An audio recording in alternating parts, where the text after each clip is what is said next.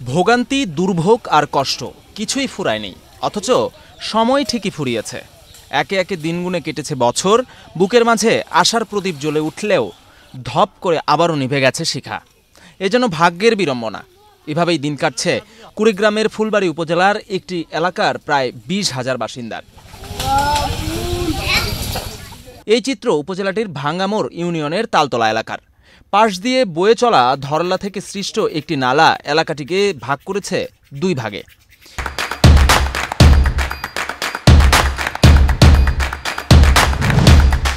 নালায় একটি সেতু, সেটিও 2017 সালে ভেঙে যায়। ফলে বর্ষা এলেই নালার দুই প্রান্তের বাসিন্দাদের যোগাযোগ বিচ্ছিন্ন হয়ে পড়ে। তখন পারাপার হতে হয় কলাগাছ কিংবা ড্রামের ভেলায়। বৃষ্টির কারণে পানি হওয়াতে এখন রাস্তাঘাটে কিছু নয়, মানুষের তো একটু সমস্যা পড়াপড়ি। যার ফলে মনে করো এই সামনে যে বাড়িগুলো দেখতে লাগছেন, এই বাড়িগুলোর সমস্ত মানুষের বাড়ি কিন্তু আবাদ হয়ে গেছে। আমাদের এই ব্রিজ শুরু হয়েছে 22 সালে, এখনও কাজ শেষ হয়নি। দুই পাশে দুইটা ফিলার গাড়ি ছিঁচে মানে কমপক্ষে 20,000 লোকের অসুবিধা হয়েছে। জানা গেছে 2012 সালে যাতায়াতের সুবিধার্থে একটি সেতু নির্মাণ করা হয়। 2017 সালের বন্যায় ভেঙে যায় সেটি।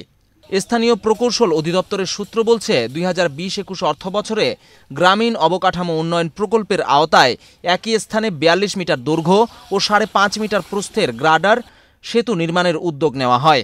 চুক্তি অনুযায়ী ব্রিজটির কাজ শেষ হওয়ার কথা 2022 সালের 18 এপ্রিল, কিন্তু এখনও তা শেষ হয়নি। 22 সালে ব্রিজের কাজ শুরু হয়েছে, এখন 25 সাল কিন্তু কাজ হইতেছে না। কাজ কিন্তু এক সিজনে কাজ হয়, যখন শুকনো থাকে তখন ওরা আসে না। যখন বৃষ্টি বাদল হয় তখন কি করে আসিয়ে উপর অলস সলপ কাজ করে আবার চলে যায়, কিন্তু পানির কাজ করতেছে না। আরও যে কয় বছর লাগবে সেটা আল্লাহ ছাড়া জানাইয়া নাই, কিন্তু এটা তো দেখার মতো কেউ নাই। আমরা গ্রামের মানুষ কিছু বললেও সেটা গায়ে লাগে না। এদিকে এই সেতুর নির্মাণ প্রসঙ্গে ঠিকাদারের সঙ্গে কথা বলার জন্য মুঠোফোনে চেষ্টা করা হলেও তিনি কোনো সাড়া দেননি। আর স্থানীয় প্রকৌশল অধিদপ্তর বলছে শুষ্ক মৌসুমেই শেষ হবে ব্রিজের কাজ।